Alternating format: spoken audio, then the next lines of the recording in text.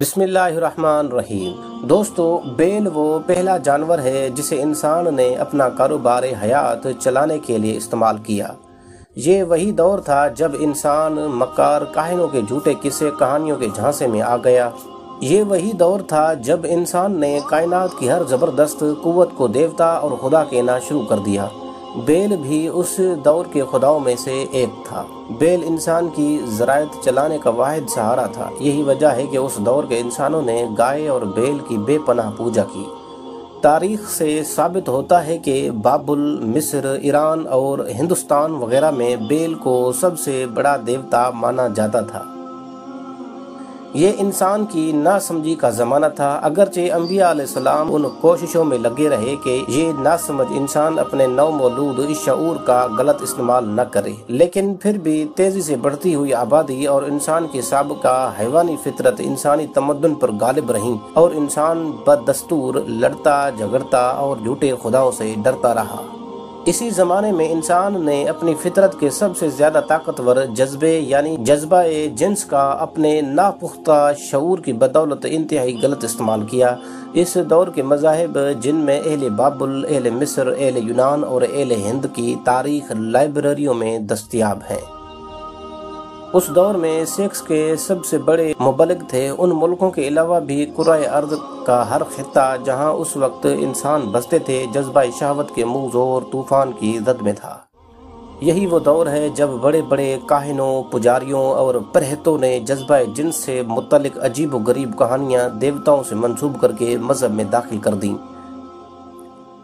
اصل میں جس زمانے کا ہم ذکر کر رہے ہیں، ان ادوار میں انسان ابھی لا علم اور کم ذہین تھا۔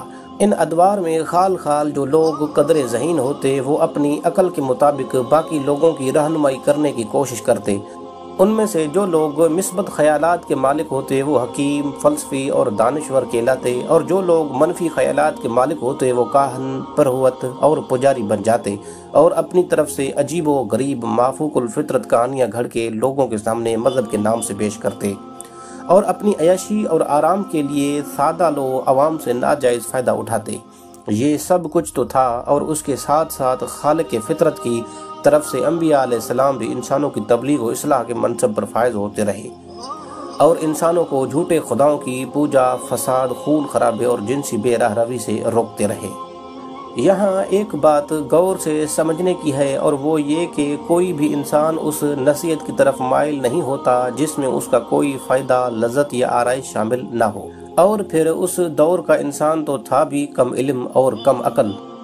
جب جھوٹے مذاہب کے پیشواؤں نے اسے بتایا کہ دیوی دیوتا اور خدا وغیرہ بھی آپس میں جنسی اختلاط کرتے اور لذت و سرور حاصل کرتے ہیں، تو اس وقت کا انسان ان پیشواؤں کی باتوں سے خوش اور مطمئن ہوا۔ اس وقت کے انسان نے مذہب کی جنسی ترغیبات کو دل و جان سے قبول کیا اور کھانے پینے اور سونے کے علاوہ اپنا باقی تمام وقت جنسی خواہشات کی تکمیل میں گزارنے لگا۔ وہ مندر یا معبد میں جاتا تو اسے برہنہ دیوی دیوتاؤں کی مورتیاں، دیوی دیوتاؤں کی داسیاں اور معبد کا جن زدہ ماحول یہ یقین دلاتا کہ اس کی زندگی کا مقصد کھانا پینا اور جنسی لذائذ حاصل کرنا ہی ہے۔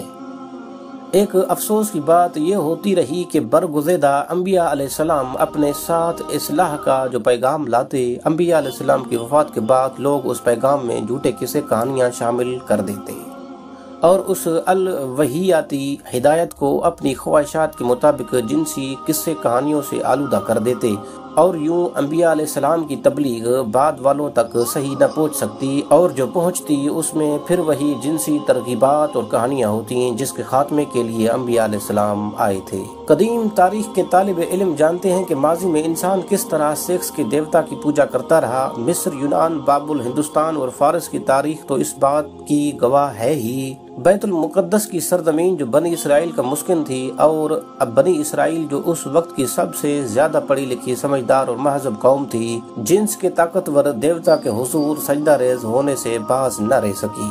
جہاں بابل، نینوا اور مصر کی تاریخ سے پتہ چلتا ہے کہ وہ لوگ مذہبی شہوانیت کا شکار تھے، وہاں تحریف شدہ بائبل میں انبیاء علیہ السلام کے ساتھ منسوب بہت سے شرمناک واقعات سے بنی اسرائیل جیسی مہذب قوم کی ذہنیت کا بھی پتہ چلتا ہے۔ انسان کو اپنے کسی عمل کے لیے اگر مذہب کی طرف سے کوئی تائید سند مل جائے تو وہ شیر ہو جاتا ہے اور دیدہ دلیری کے ساتھ اس فعل کو سر انجام دیتا ہے جس کی تائید اس کے مذہب نے بھی کی ہو۔ ماضی کا ہر بت پرست مذہب اور بنی اسرائیل کی تحریف شدہ کتابیں عہد نامہ قدیم اور عہد نامہ جدید اپنے قصے کہانی اور مضامین میں سکس کی بڑی بھرپور تائید کرتے ہیں۔ آگے چل کے ہم مذاہب عالم کی وہ روایات جمع کریں گے جن میں ان مذاہب نے اشارتاً یا صریحتاً شہوانیت کی تعلیم دی ہے اور جن سے ہم یہ بات ثابت کرنا چاہیں گے کہ انسانی فطرت میں انتہا درجہ کی بڑی ہوئی جنسی بے راہ روی جس نے روئے زمین کی نظام، اخلاق، اقدار، امن اور سلامتی کو اپنی لپیٹ میں لے رکھا ہے، مذہب کے بطن سے نمودار ہوئی، اور یہ مذہب ہی ہے جس نے انسان کو اس کی پامال فطرت کے حق میں دلائل اور اسناد مہیا کی۔